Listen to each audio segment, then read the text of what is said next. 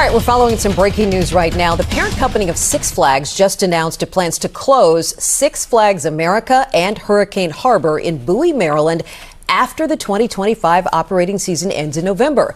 The company said the property, which is about 500 acres, will be marketed for redevelopment as part of Six Flags' ongoing portfolio optimization program. The president and CEO said, quote, Six Flags and Hurricane Harbor are not a strategic fit with the company's long-term growth plan. The park's final operating day will be Sunday, November 2nd. Well, there it is. They are closing Six Flags America in Maryland. We all knew this day was going to come. We knew that Six Flags America, its days are numbered. For those who don't know, I am a new Six Flags enthusiast. I got my annual pass starting in 2024, and I made a bunch of funny, silly vlogs there that maybe didn't show Six Flags in the best light, but I was hoping that the park would be around a little bit longer and not just close at the end of 2025. This is a huge loss. Another big loss for Prince George's County. It's kind of crazy though, because just last year, 2024, the middle of 2024, they debuted a new updated section of the park. So it looked like they had invested some money into it. They added some cool theming, which I thought was unique. I guess it just wasn't enough. It wasn't enough to save this park, or at least extend its life past 2025. I feel partially responsible. Just a little bit. I'm pretty sure this is a part of the 5 or 7 stages of grief in regards to losing a theme park. I know it's a bit silly, but I feel as though a lot of people watching, normal subscribers, audiences, and maybe even just people who've just stumbled upon my videos, they saw me making fun of Six Flags in one particular video. They assumed that, oh, look how bad this park is. Don't get me wrong, it is a little rough around the edges, but I don't think everyone should dunk on it as hard as they are. I feel a little bit guilty. I felt like I kind of put out some negative energy in the world towards it.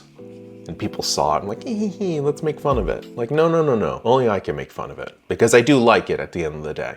I liked it ironically, then it kind of evolved into, I do genuinely like it. So yeah, there was a press release that they put out. Let me just read it here. Because this is, when I read this, I was just filled with so much rage. Because this is the thing, right? This is the thing that's happening in America right now. We can't have nice things. We just can't. We're not allowed to have it for some reason. Well, there is a reason. This is from the Six Flags president and CEO, Richard A. Zimmerman. After reviewing a number of options, we believe that marketing the property for redevelopment will generate the highest value and return on investment. When I hear those combination of words, I'm like, yeah, those are the words that ruined this country. Give me money. Money me. Money now. Me a money needing a lot now. We anticipate strong interest in the property and will continue to strategically pursue portfolio optimization opportunities as we work to unlock the full value of our portfolio. That is the most white-collar, corporate-y spiel crap that I have just ever read. I mean, that is absolutely pathetic. Truly pathetic. Essentially what they're going to do, they have 500 acres. This park is 500 acres. And yes, there are areas of the park that are, they're more or less abandoned. Several areas. When I took this little train ride around, it really kind of showcased a lot of empty, weird areas that, they could be doing something with, but obviously they can't. So either way, they have 500 acres. They just want to bulldoze this park and turn it into another townhouse complex, essentially. When you drive down towards this park, the next couple times I'll show everyone. There's a lot of development that's happening over there. It's a very unusual area. It's kind of out in the middle of nowhere. So I have a feeling that they're trying to develop it into a bigger area with lots of lots of rental property, as well as just stupid shopping centers that all look the same. It's just these bland, oh, we're gonna have a Target and a Payless Shoes. I don't even know if Payless Shoes is still in business. Who cares? Many people are very frustrated and sad and confused as to what's going on. In the midst, we're also dealing with the attack on our federal workers, so people are losing their jobs. So it's a lot of news that people don't want. We do want to calm people down. People are so concerned that this is going to turn into a big housing complex. It is not zoned for housing. So we are going to look at economic development as the key here. So for those who don't know, Six Flags and Cedar Fair merged together last year into a mega company, Six Flags Entertainment. That was a lot of stress for several theme park and roller coaster enthusiasts. I am not the most knowledgeable on that subject. There's tons of other people out there that have gone into great detail about this merger and how these two franchises were kind of at odds with one another, then forming it together to make one mega company. I believe now it's like 40 some parks in their total portfolio. And people were kind of worried. They were stressed. They're like, what does this mean? Are some of my parks gonna be closed? You know, the park that I've been going to isn't a Six Flags park. Is it gonna be a Six Flags park now? There's a couple of channels out there that will definitely go over this subject a lot better. El Toro Ryan was one of them. I was kind of watching his video. He's giving me a real breakdown of just why the merger happened. What does it mean for both the companies? It seemed like both the companies had a fair amount of debt going into this merger. I think about over $2 billion each. And I think the merger kind of postponed a little bit of this debt payoff. I'm not 100% sure. But either way, when this merger happened, I think a lot of people were concerned. They're like, they're gonna close some parks. They wanna save some money. They gotta pay off this debt. What's even crazier is that I'm hearing from some of my patrons, a little plug for my Patreon right there, that they might be closing a park maybe in Texas somewhere. I don't know, but they're like, oh yeah, we got word that my park's closing. And I'm like, what's going on? This is just the beginning, everybody. So of course, everyone was like, yeah, it's Six Flags America in Maryland. That is clearly gonna be closed. Like that park is just, it hasn't been doing good for years. The clientele that go there, the guests, the patrons are not maybe the best. They have a bad reputation, which I think is crap. I think that's stupid. I think that's an easy scapegoat. I hate that stuff. Sure, there are definitely jerks that go into the park. There are jerks that go into every park. You know, what are you gonna do? I think a lot in the theme park YouTube bubble, this one that I've kind of wormed and weaseled my way into by accident, in the Orlando kind of Disney Universal theme park group, they have it easy. They really do. They have it pretty easy. They have world-class theme parks that are leaps ahead of every other theme park, amusement park in the country. Six Flags is an amusement park at the end of the day. It's just there for a quick little fun laugh. It's a couple steps above a local fair or carnival. Small theme parks like this, small amusement parks like this, it's a fun little escape for a little bit. It doesn't cost nearly as much as Disney World or Universal, but you know, it's something for us to just get away to. It's something for us just to have fun at for a couple of minutes, a couple of hours. And I haven't really even kind of dove into this type of history, but the Wild one is, I believe, the second oldest operating roller coaster in the country. It wasn't there initially. I think it was somewhere else. They moved it, they relocated it to Maryland. 1917 was its original opening date. So there is some like historical significance to it. There's something crazy with the Batman, the Batwing roller coaster. It's a Flying Dutchman, I believe. It's one of the only ones in the world, or I don't know. I'm not a roller coaster nerd. I don't know all the facts.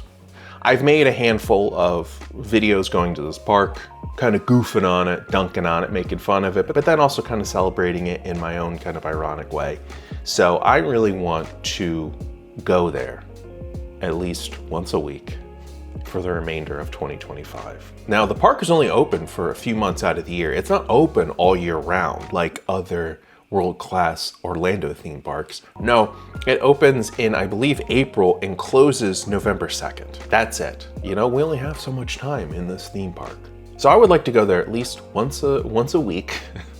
It's gonna be insane. And then I feel like I should do something a bit crazy towards maybe summertime, maybe plan out something a bit crazy for this to do at this theme park. And hopefully, fingers crossed, this is gonna be a wild one. I'm gonna find a way to save this theme park. Now, I don't know how to do that. I'm probably the least qualified person to do that, but maybe I can at least put out some good stuff about this theme park before it closes, because it actually has a lot of crazy history to it. It wasn't always a Six Flags. It was a Wild World. It was an Adventure World. It was a something else. All kinds of things. It's got some crazy history to it. And in fact, I found this one guy, and I gotta find him again. He'd been going there since it opened. And he goes and just kind of videotapes it. He's got like this old, like, little mini DV camera. I'm pretty sure he had a VHS camera back in the day. He was always just interested in filming. Older guy. I spoke with him a couple times during one of the Halloween events. I think his name is like Wayne. I gotta find him again. Somebody commented on one of my videos saying, "Oh my God, I know who that is." If you're out there watching, you gotta email me, okay? You gotta reach out to me. I gotta find this guy because I think he's got some crazy history and in old archival crazy footage of this park. I don't know, I feel like there's some fun history to this park, and it's gonna be kind of forgotten. Is it important to document this stuff? Yeah, you know, maybe a little bit. It's a fun little escape for a couple of minutes. It's just fun. I think, unfortunately, going into 2025 and beyond, at least for the next 3-4 years, we're gonna see in America some tough economic stuff. People are going to not be able to afford a lot of things, and I feel like they're going to be like, well, we can't go on vacation this year to whatever theme park or amusement park. We just don't have it in our budget. Everything is so expensive now, we got to pay for all this stuff. It's between buying your groceries or going to an amusement park for a little bit, or, you know, even when you go to an amusement park, let's say, you're not able to really get anything when you're there.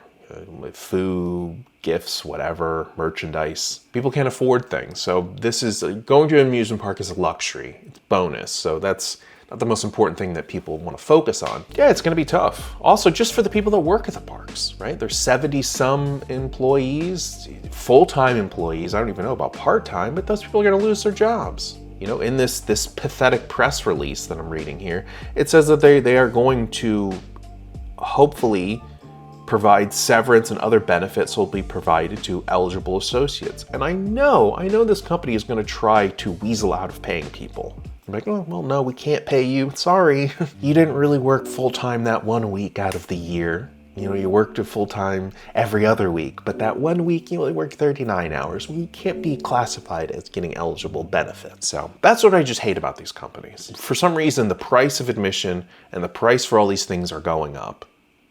But the people that work there aren't getting paid anymore. They are cutting services for paying customers. It's just like, what's the point? Just even take Disney World, for example. I just feel like they are cutting so many things left and right. They're not paying their employees. Food is out of control expensive, and the actual food is getting worse. It's getting smaller. I'm like, where's this money going towards? What's it going towards, honestly? Money me. Money now. You guys are the Disney company. You have more money than anything. You can't pay your employees more money? That's for a conversation for a whole other day. It's probably pretty likely that I'm going to be unable to save this park. I've already had several people text me, several by like 2, saying that they can't wait for this park to close and it's going to be a new abandoned area for them to explore. So now Maryland's going to be known as like, oh, it's got the abandoned Six Flags. We can go there and explore, and urban explore. And yeah, I'm not going to lie. I think I would love some souvenirs from this park. We'll start off first with that Harley Quinn statue in the gift shop. Really want that thing. I'll take a Batmobile tire, inflated or flat, whichever you want to give me. I hate the fact that I'm known as the Batmobile flat tire guy. I feel like I just gave that Batmobile such a bad name in that park. I apologize to the staff for trying to keep that stupid tire inflated. And honestly, I don't mind if you call me the Batmobile flat tire guy. I think it's kind of funny, but you know. Harley Quinn statue. Batmobile, flat or inflated, or the whole Batmobile. Don't know where I could put that. Maybe I could fit that in my backyard somewhere. That Wonder Woman statue would be cool. But either way, I'm gonna try my darndest, my absolute darndest, to save Six Flags America. I'm saluting the flags right now. I know the flags aren't here. They're here in my head. They're here in my heart, right here. Six Flags America in Maryland, serving the greater Baltimore, Washington area. I will find a way to save you. Somehow. Or at the very least, document every corner of this theme park.